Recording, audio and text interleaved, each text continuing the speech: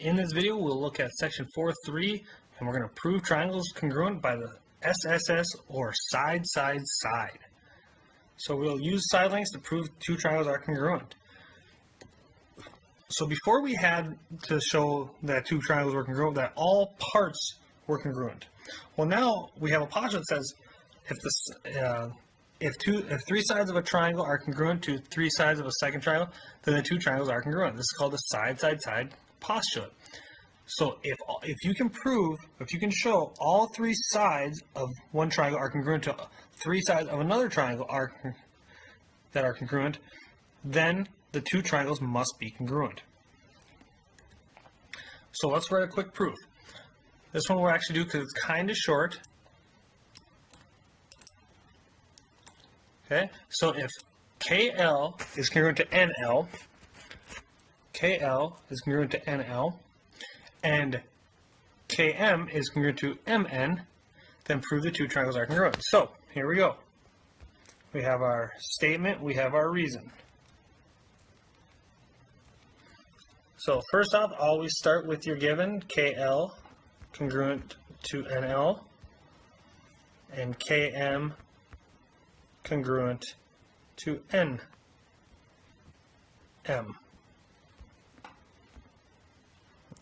Let's fix that N. There we go. Remember, that's given. Well, now we can also see that they share a segment, LM, so we can say in step 2, LM is congruent to LM. This is because of the reflexive property. Remember, something is congruent to itself.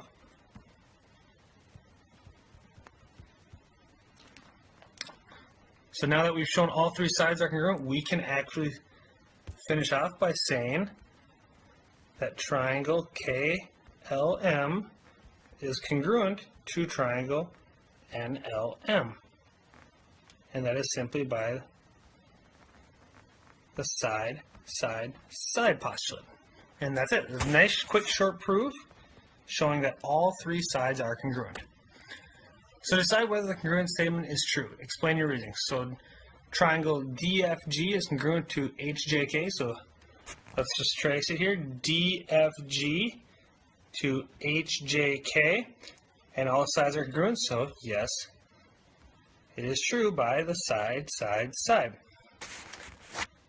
Next one. Triangle ACB is congruent to CAD.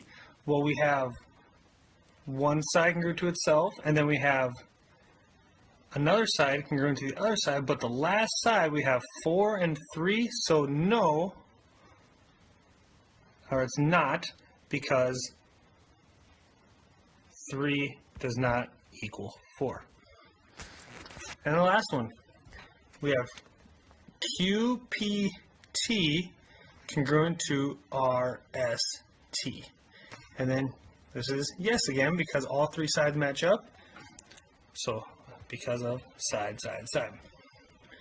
Do the coordinates of -1, 1, -1, 5, and -4, 5 make a congruent triangle to triangle PQR. So let's graph this one. -1, 1, -1, 5, and -4, 5. All right, so we have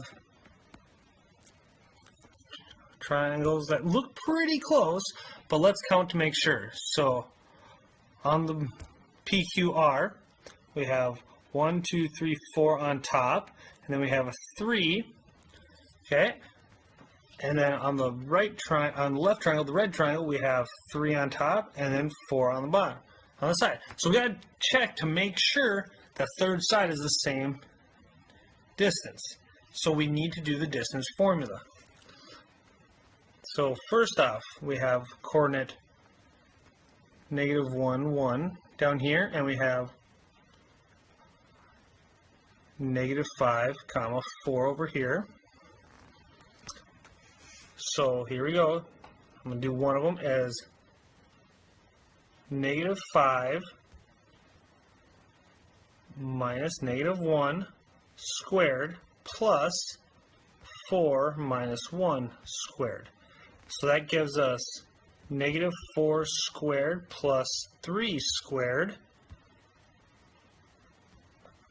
So that is the square root of 16 plus 9, which is the square root of 25, which is equal to 5.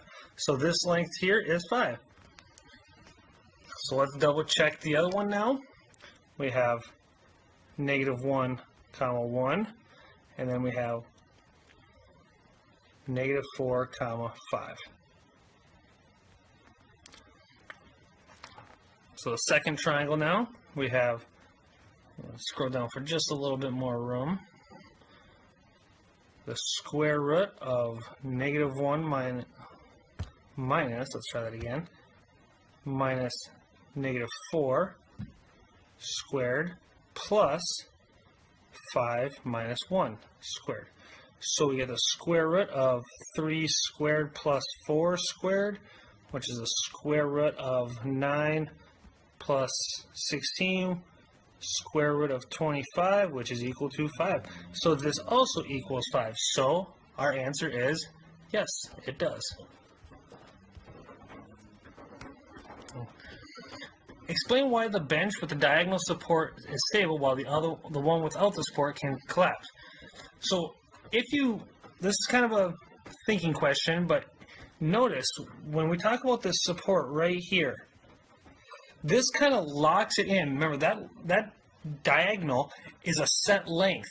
So these corners, if this bench, this vertical leg right here, were to tip, that means this corner would go away from this corner. So that means it would have to get, the diagonal would have to get longer. But if something is locked in place, it holds them in position. Okay? So the diagonal